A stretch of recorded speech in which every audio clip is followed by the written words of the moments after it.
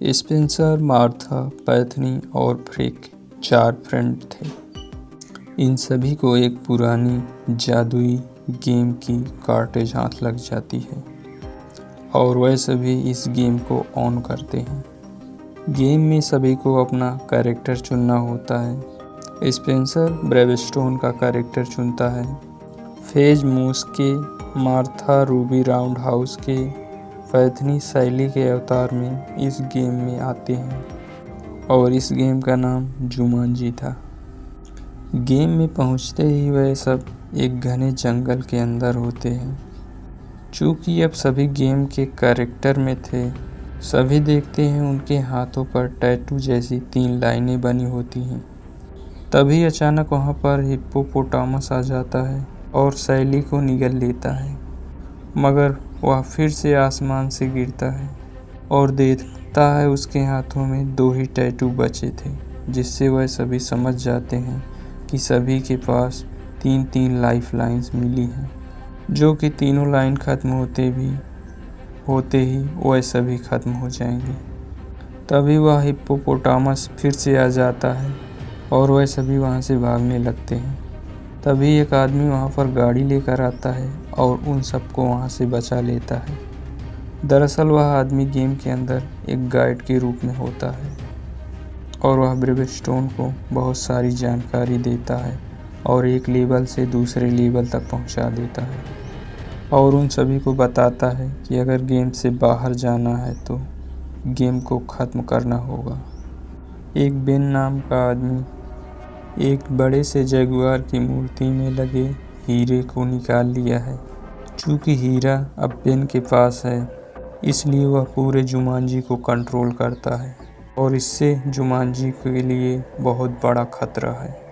मगर मैंने बेन से वो हीरा चुरा लिया है और अब तुम्हें इस हीरे को उस जगुआर की आँख में लगाना है और लगाते ही जुमांजी कहना है। वह गाइड ब्रेवस्टोन को एक नक्शा भी देता है और वह वहाँ से चला जाता है।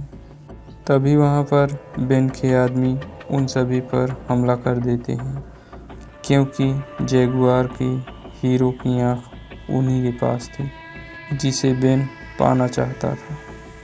किसी तरह से वहाँ से जान बचाकर भागते हैं, मगर रूबी राउंड हाउस की वहाँ लाइफलाइन ख़त्म हो जाती है। आगे चलकर उन्हें एक एलेक्स नाम का लड़का मिलता है, जो इस गेम में गलती से पहले से ही आकर फंसा हुआ था।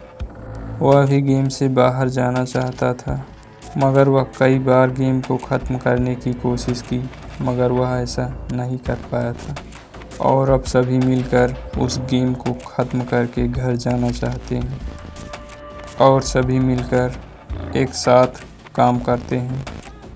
ब्रेवस्टोन के साथ और बेन की काफ़ी लड़ाई होती है और काफ़ी मुश्किल से वह जगुआर के पास पहुंचता है, मगर वहां पर बेन आ जाता है और उस वक्त रूबी राउंड हाउस के पास वह हीरा था। बेन रूबी राउंड हाउस से वह हीरा मांगता है, मगर रूबी राउंड हाउस हीरा देने से मना कर देती है, जिससे बेन गुस्सा होकर रूबी राउंड हाउस के ऊपर सांपों से हमला करवा देता है, जिससे रूबी राउंड हाउस ख़त्म हो जाती है। मगर उसके पास अभी भी एक लाइफलाइन बची थी, इसलिए वह जिंदा हो जाती है।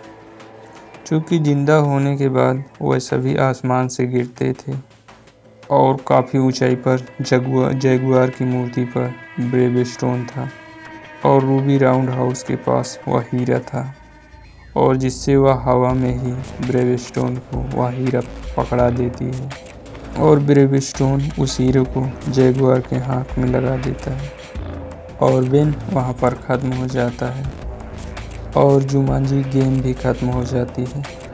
गेम ख़त्म होते ही सभी अपने घर पर पहुँच जाते हैं।